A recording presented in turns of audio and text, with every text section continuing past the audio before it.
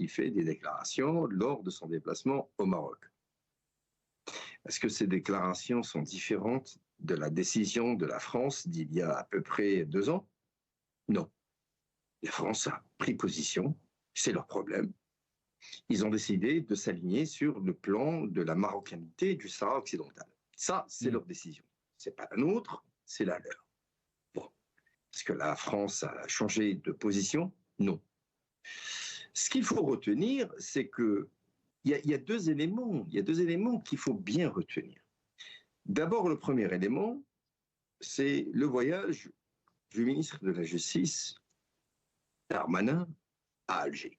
Ce dernier, donc, est venu en bonne foi, désireux de repartir à Paris avec les mains pleines, avec des résultats, donc obtenir un accord d'Alger pour des OQTF. Et puis, bon, Alger, je pense, a eu de nombreuses demandes. C'est Jean Darmanin lui-même, le ministre Darmanin, qui l'a évoqué. Je pense qu'il a parlé d'une espèce de 100 ou 130 ou je ne sais plus quoi, demandes d'Alger. Je pense que certaines de ces demandes, la France va accéder à ces demandes et puis d'autres, peut-être pas. Pardonnez-moi. Mais néanmoins, donc il y a eu une espèce de présumé, je dis bien présumé, je pèse mes mots, présumé réchauffement.